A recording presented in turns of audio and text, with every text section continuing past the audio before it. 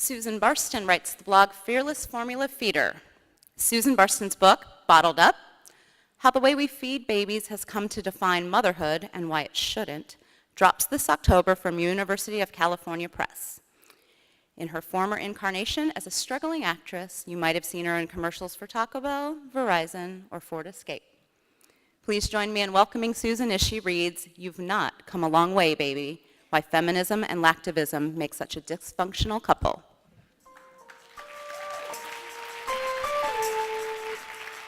For a second there, I thought you disappeared. You know those couples who seem completely wrong for each other?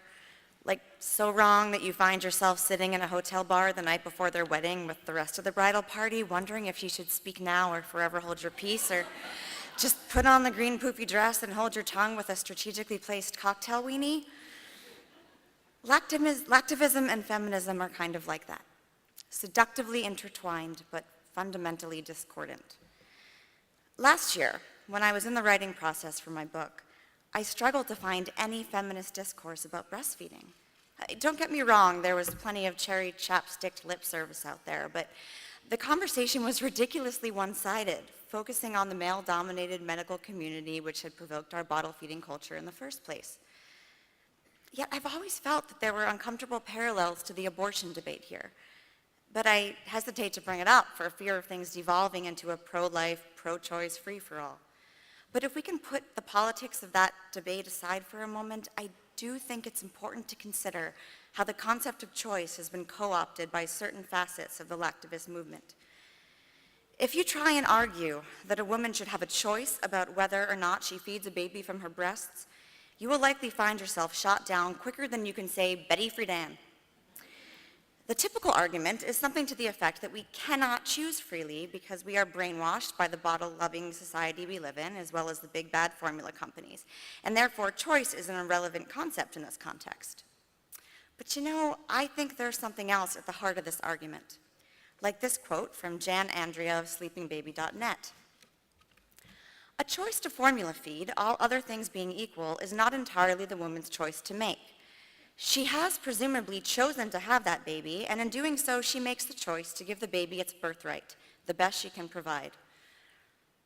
I actually applaud this quote because at least it's honest.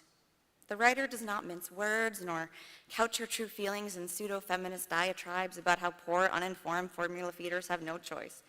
This I can respond to, this I can counter. It's a lot harder to argue with someone throwing haphazard verbal darts about classism, racism, or sexism, because that kind of rhetoric scares other feminists out of intelligent discourse.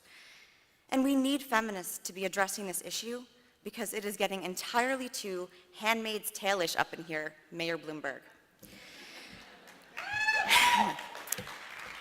Look, breastfeeding needs feminism to ensure that women can combine motherhood with paid employment, and to protect us from the idiots who think that nursing a baby in public is obscene. And yeah, to shield women from misleading ads or societal pressures which might discourage them from attempting to nurse.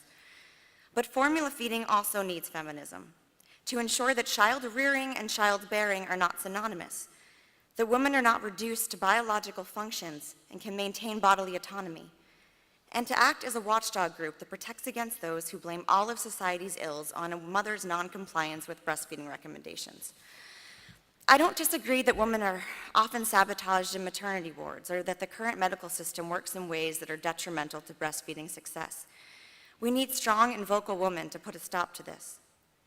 But I also know that vast numbers of women, as evidenced by my blog and the numerous bottle feeding support pages cropping up daily on Facebook, are being coerced, scared, and guilted into breastfeeding by medical and governmental authorities.